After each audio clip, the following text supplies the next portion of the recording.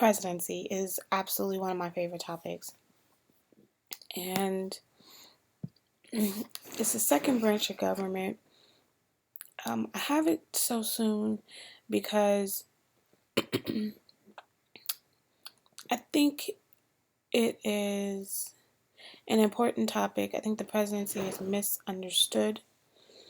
A lot of people assume that the president has all power, and that's not, because the president is not a tyrant.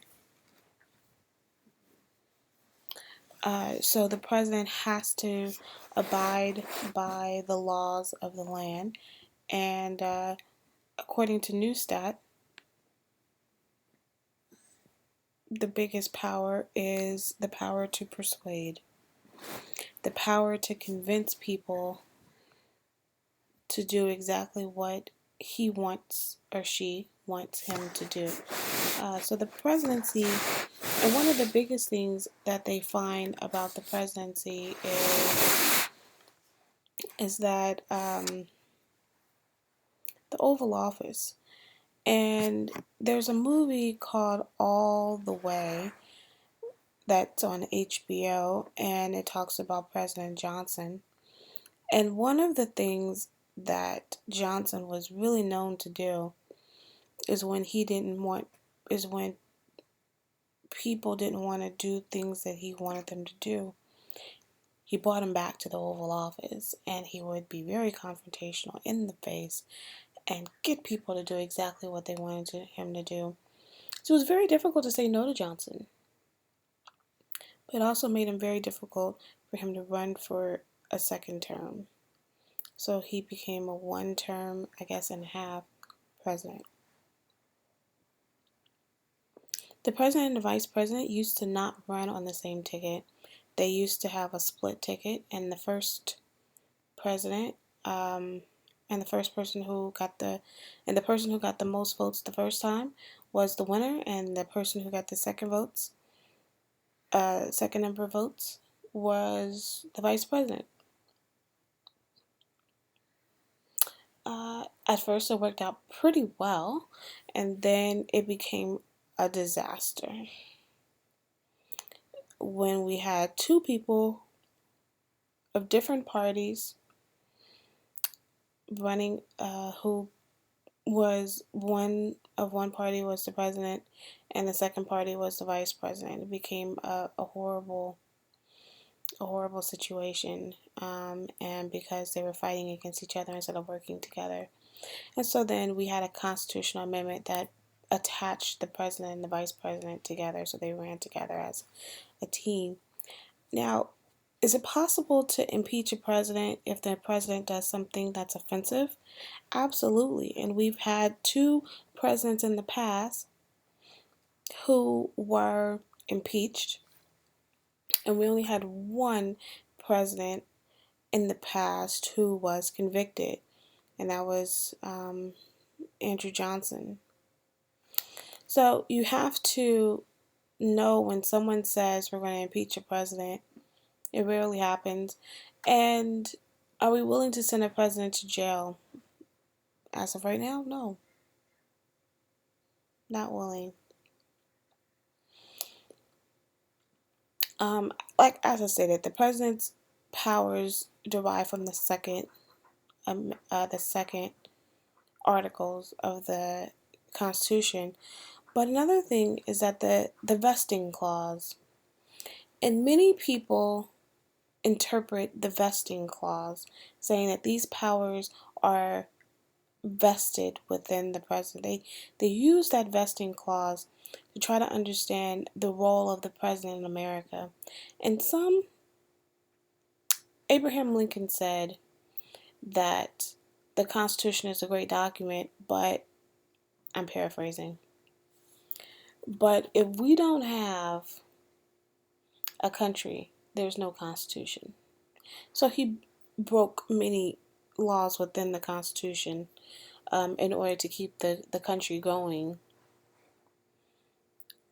But one of the things that he did, and if you read the Federalist Papers, like I suggested in a previous video, then you'll see that it's the Republic that it's the republic. The vesting clause is is you'll see that the president was framed after uh, the Republic of Rome, and you did have someone who was um, deemed a tyrant in times of war, or not a tyrant, more like a dictator in times of war. But the beauty of the Republic was that the dictator would, at an appropriate time, give back their power, and Abraham Lincoln did that so eloquently.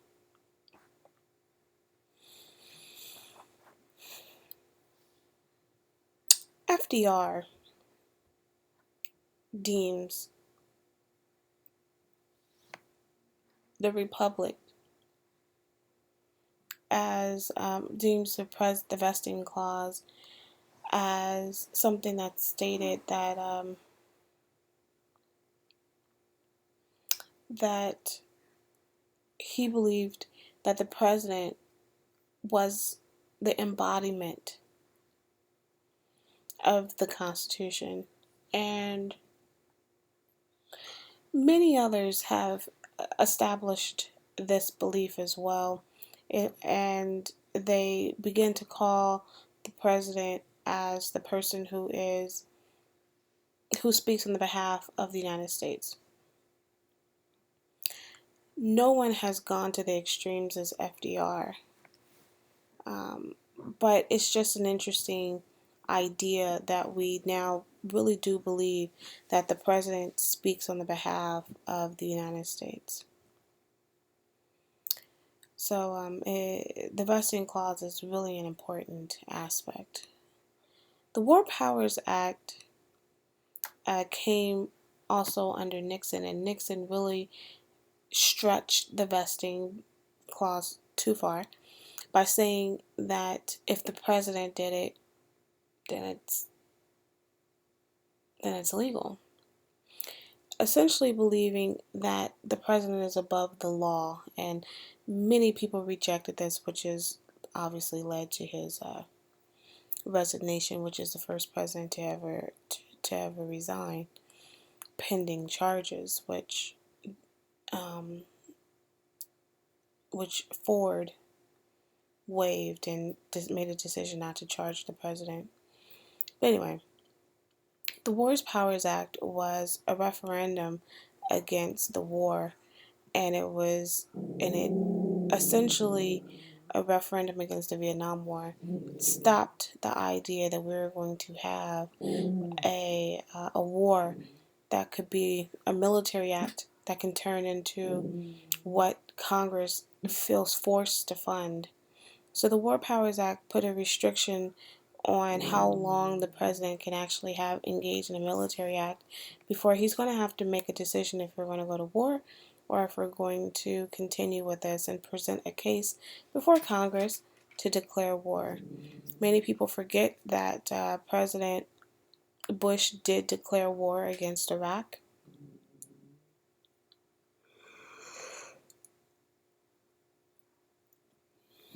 And what people forget is under FDR, the Supreme Court ruled that America does not have to declare war with someone who actually comes and attacks us first. So there's a good claim here that we did not have to declare war against Afghanistan since an Afghan came and attacked us first. But that's a very sticky conversation. So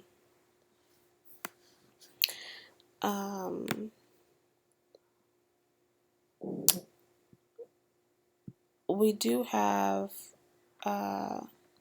what a lot of people ask, what is the role of the vice president? And honestly, it's a very sticky question because the role of the vice president is to serve at the leisure of the president, but what duties do they really have? There are not very many. They only have about 2 to 3 jobs that are distinctly written in the Constitution. But as a whole, the role of the vice president was go home. You were elected to be vice president. That's awesome. Go home. Because they didn't have a house. So we have to think the expansion of Carter under the Carter years, where he expanded the role of Walter Mondale as vice president. So it's a really interesting case. As you read through your lessons, I become very aware of how the president, the modern president, has evolved, the view of the president as a whole, and its significance. And then go ahead and, take your exam on the president chapter.